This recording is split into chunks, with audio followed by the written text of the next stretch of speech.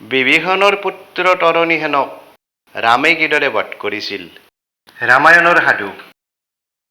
ৰামৰ ভক্ত আছিল বিভীষণ।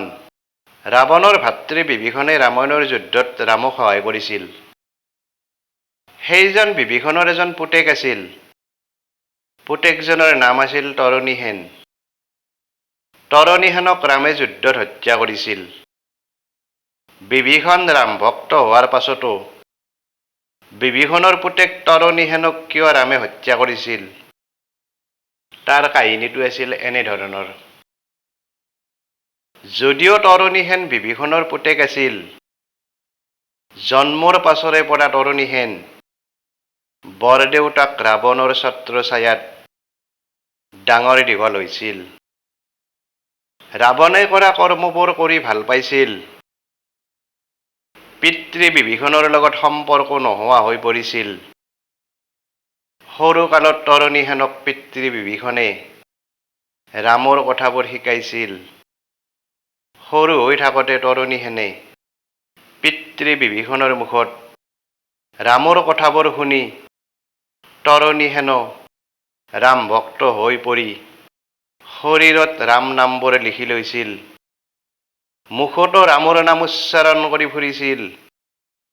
কিন্তু ডাঙৰ হোৱাৰ পাছত ৰাৱণৰ কৌশলত তৰণীহেন বিভীষণৰ পৰা আঁতৰি গৈ বৰদেউতাক ৰাৱণৰ লগত থাকিব লৈছিল।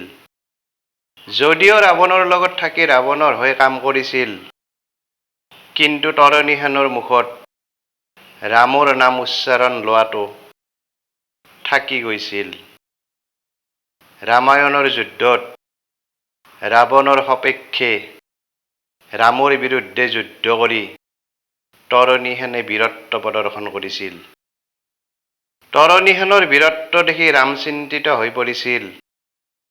প্ৰভু ৰামে দেখিছিল তৰণীহেনে ৰামৰ বিৰুদ্ধে যুদ্ধ কৰিছে, কিন্তু শৰীৰৰ গোটেই অংশবোৰত ৰামৰ নাম লিখা আছে আৰু যুদ্ধ কৰাৰ সময়ত ৰাম ৰাম কৈ মুখেৰে উচ্চাৰণ কৰি থাকে, যাৰ বাবে ৰামে তৰণীহেনলৈ ধনুকাঁড় এৰাৰ লগে লগে তৰণীহেনে মুখেৰে ৰাম ৰাম কৈ উচ্চাৰণ কৰাৰ ফলত ৰামে নিক্ষেপ কৰা ধনুৰ শৰ নিষ্ক্ৰিয় হৈ পৰে।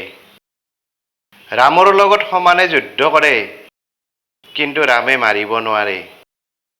কথাটো জানিবৰ বাবে বিভীষণক ৰামে সুধিলে, ৰাম নাম উচ্চাৰণ কৰাজন ৰামতকৈ শ্ৰেষ্ঠ, যাৰ কাৰণে ৰামে তৰণীহেনক বহু চেষ্টা কৰিও হত্যা কৰিব পৰা নাই।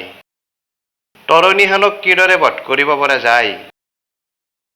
বিভীষণে ৰামক ক'লে, প্ৰভু, তৰণীহেনে মুখেৰে ৰাম ৰাম শব্দ উচ্চাৰণ কৰোঁতে শব্দ দুটাৰ মাজত যিখিনি সময় খালী হৈ ৰয়, সেই সময়খিনিত আপুনি ধনুষাৰ এৰক।